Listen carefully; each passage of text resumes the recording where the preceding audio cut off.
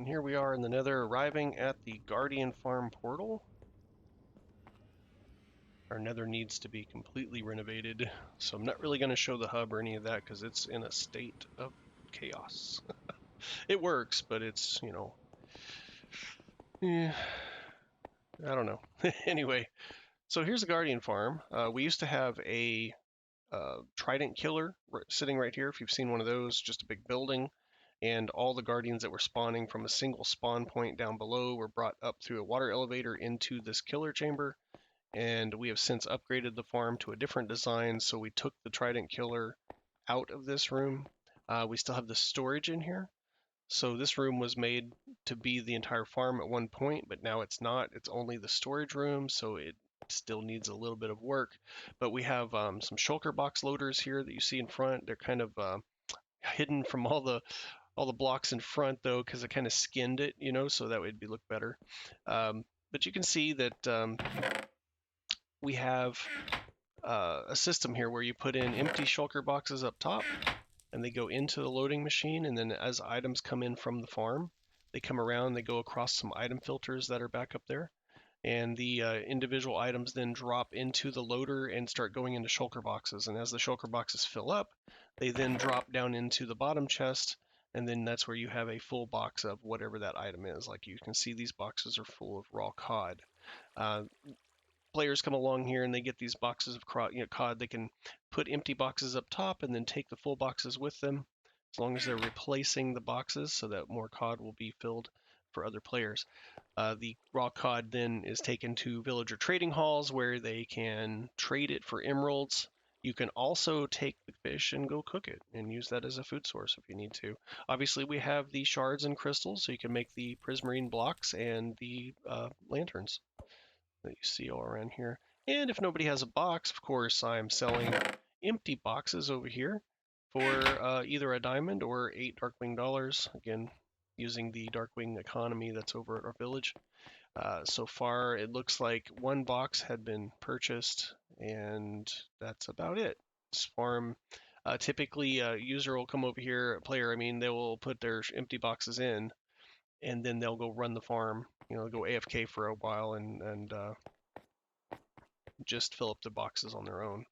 I'm gonna go ahead and sleep real quick because I want to step outside so you can see the farm that we built. What we ended up doing here on Bedrock is taking advantage of the rest of the spawning points. It works a little bit different from Java if you're familiar with how a Java farm works.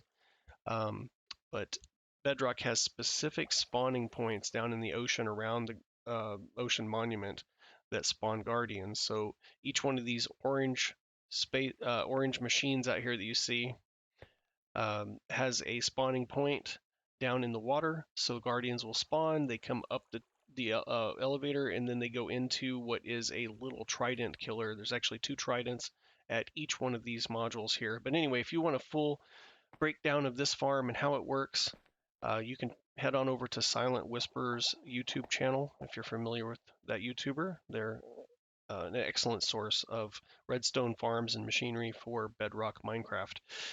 There will be a link in the description for credits for everything I show. If the machine is not something that I've built personally, I always provide credits to the original YouTuber. So anyway, back to this. So you've got this giant guardian farm here, and all these stations or trident killers can kill guardians at the same time. So then it funnels all their drops and all the XP along certain pathways over to this water elevator that then comes up to the top of the machine across from me you see over there. So basically all the items and drops go into this machine and they get dropped into the water elevator that comes up and over into the storage system here. And then all the XP just goes right across the top of those hoppers right there into the spot where the player is standing underneath those sea lanterns. So basically, you just AFK there. Look, we got some dolphins that spawned. But you go over there and you AFK. We got to start the farm first, obviously, and that requires going around and throwing 2 tridents into every one of these trident killers, which is a pain. But once you've done that, it doesn't take very long, 5 minutes or so of your life. You go around, you place all the tridents in the killers, and then you turn on the farm, and then you climb up here into this spot, and then you can go AFK. Matter of fact, there is a switch up there. There's a lever that pushes the slime blocks down and turns the whole thing on. So you turn it on, you stand there, you get an amazing amount of AFK XP, and then after all said and done, you come back inside, and you can gather up all your boxed materials that are in these bottom chests here, and then leave. I'm not exactly sure what I'm going to do with the back end of this room. Hadn't had any plans for that since we pulled the Trident Killer out of here. I might relocate the portal and make it look better or something, and then have another way to get out and down to the farm. But if I'm just going to fly down here and check it out, since it is daytime. Now, I did not build this farm entirely myself. I did the room up there, did the storage system. I helped with the dropper system and the filtering of items to get to the storage. And then I helped several other players. We all pulled together, and we with combined effort, we were able to prep this area. And another player on this realm named Wacko Relic, he actually took over as we all went to bed and went ahead and did all the redstone that's out here. So big props to him for finishing the farm up while we were asleep. He had already built one of these on another realm, so definitely had the experience already, was able to just get right through it and in no time. So just climb up here. Now, I wasn't the one to use this farm last, so there's the dropping system. Now, this system here, let me finish what I was going to say. I wasn't one to use the farm last, so I haven't thrown the tridents. That's basically going to be something I would have to do if I wanted to run the farm. But I think if I turn it on, I believe that a player that has thrown the tridents is still on the server right now. So that means that the tridents should work and should be getting some XP, but there's no guarantee of that.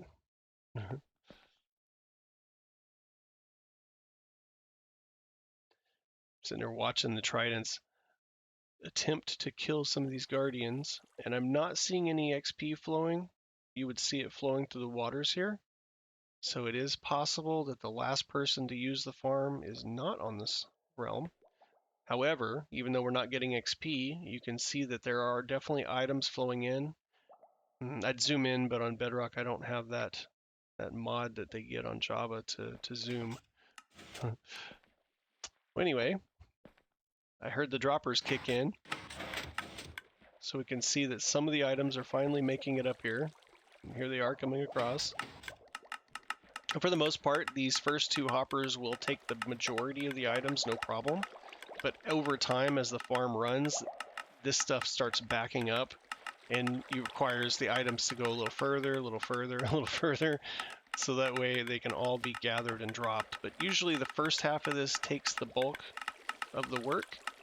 But you can see the items coming out of the droppers over here and going up the elevator. Now, what I was going to say before was this part of the farm with the dropper system is not in the original tutorial video on Silent's YouTube page. However, when I built Silent's bamboo farm, he had these droppers in the farm that were collecting items from hopper minecarts, like picking up all the bamboo through the flooring, and then these one wide tileable dropper systems were dropping items into a water stream from the minecarts.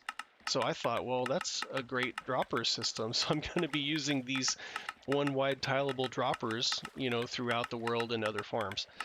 So if that's something you're interested in for any of your farms, or maybe if you're going to build a guardian farm like this one, just keep in mind that you're going to need to be able to gather all the materials that are coming from this farm and get them to storage somehow. Now, when you have a farm that produces a metric ton of items per minute or whatever, you're gonna need something that can handle the input of all these items and then send them on their way. Now, we thought about just having the items go straight up and into storage, But what you're not seeing here is all the XP that would be generated if I went around and threw the tridents. The XP comes straight across the top of these hoppers and flows out this hole right here. So you just stand here and collect an amazing amount of XP. I apologize for not being able to show that to you at this moment, but I really didn't plan on demonstrating the farm, as you can just go out to Silent's YouTube channel and see his farm and how he creates it. And the demonstration is all there for you. There's no need to reinvent that video. But I wanted to show the dropping system. This is how we're handling catching the, the XP comes across, and then all the items get pulled down and then distributed to the storing system. So if we were to go back over to storage, let me see if I can grab this ladder here. We can see the items coming in and going around. And if you're still watching, I appreciate that. Hopefully I didn't lose you during our little tour of the farm over there. But items are coming around. Let me get up there on top, get my backpack out. I got some scaffolding in here, so I can just climb up.